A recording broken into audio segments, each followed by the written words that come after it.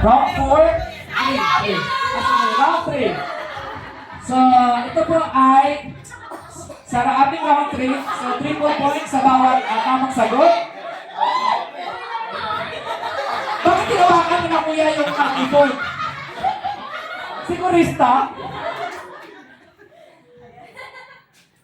Sana hindi lang magkamay ng pindot. Para walang bashing. Okay, nag-survey po tayo ng 100 katao. So, the top 4 answers are on the screen. Wow. So, katangian na hinahanap ng mga tao sa kanilang ideal. Wala pa! Ideal na partner. Thoughtful. Na partner. Partner. Gwapo. Gwapo na dyan kayong gwapo. Oh, meron pa, kuya, meron ka pang tsansa. Mabait.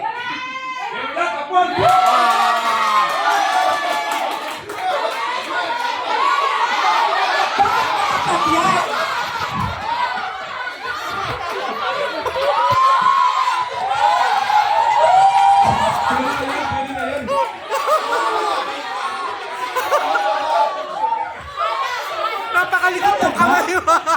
Wala? Parang pangalawa yata yun eh. Sakto naman siya. Napakalikot ng kamay mo. Tingnan mo, yung number 1 mo, mabait pero lumabas matapat. Oh, yung number 1 mo. Ah! Okay, so meron ka lang tayong isang natira. Guys, I would Isa like to na lang. apologize. Pero pinindot ko, sakto naman yung pindot mo. Okay, next. Pass or play? Pass daw, pass! Okay. Pass daw, pass!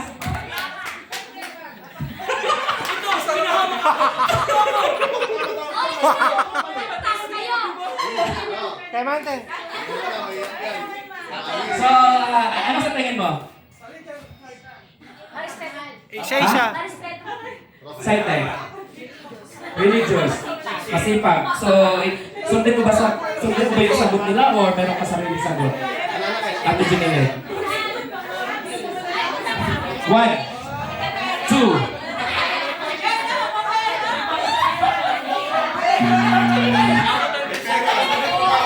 3 seconds lang. God feeling daw, God feeling. Religious God feeling. Agad feeling. God feeling, religious. So, Oy. merong isang natira. Ano kaya to? Madam people. So, Madam people! Mapanakit daw. Tumayo mo tayo! Ang meron magsasabi daw, mapanakit. Mapanakit, grabe. Ayan ko siya.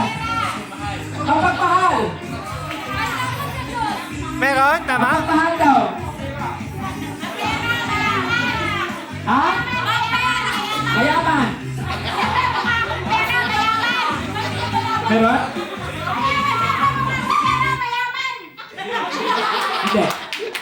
Wala. Matapang. Ha? Responsible.